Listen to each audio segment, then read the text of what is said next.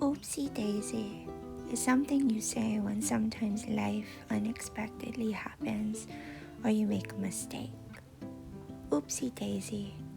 I use it with my children to somehow acknowledge their spill while at the same time somehow softening the blow. Oopsie daisy. I've said it quite often for myself as well. I was always one of those kids prone to falling down. I skinned my knee so many times that it appeared as if it had a permanent strawberry on it. I remember that each time I bent down to sit or had to butcher, the scab would lift and open and hurt all over again. But it's amazing how your body is able to automatically recover and be so resilient, healing itself over time. In its place is now a scar in the shape of that same strawberry. I recall running my little fingers over it as to help adjust my own disbelief, like one would do with a magician analyzing and computing how the disappearing trick is done. In the moment, I flashed back to how it felt so painful and how it seemed as though it would never heal. But somehow, now I am left with a patch of a scar, a little numbed, and that some would deem a little bit gnarly.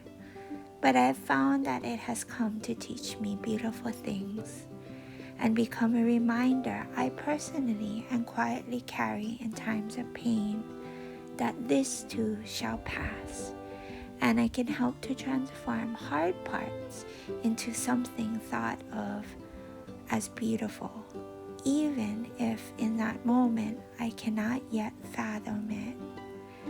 But I think in a way I was trained from a very young age.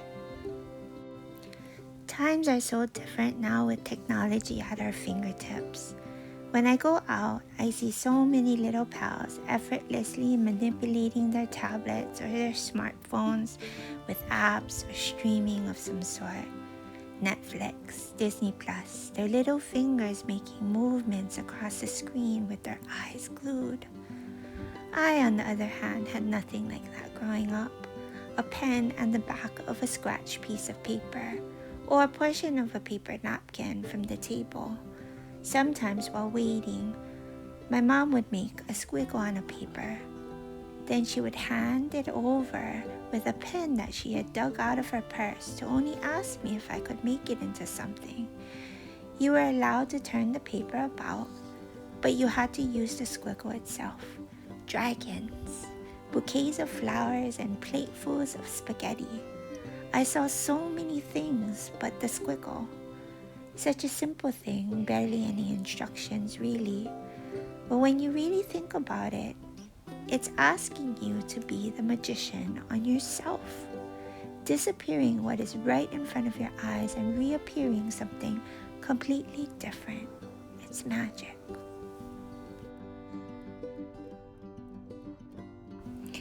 I know it is inevitable that I will continue to make many, many, many more oops in life, just as I know I will most likely fall down again, which I can say I already have. But it matters what you make out of moments like these. Your perspective can change everything. You have the power to transform any oops into something purposeful.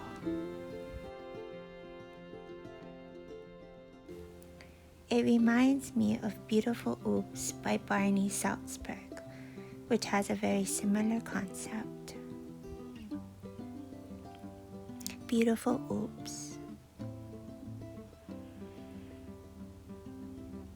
Oops, a torn piece of paper is just the beginning. Every spill has lots and lots of possibilities. Bent paper is something to celebrate. a little drip of paint. Let your imagination run wild. A scrap of paper can be fun to play with. A smudge and a smear can make magic appear. A stain has potential if you play with its shape. Holes in your paper are worth exploring.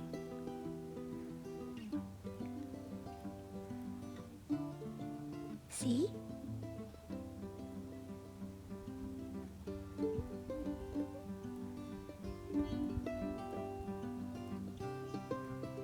When you think you have made a mistake, oops,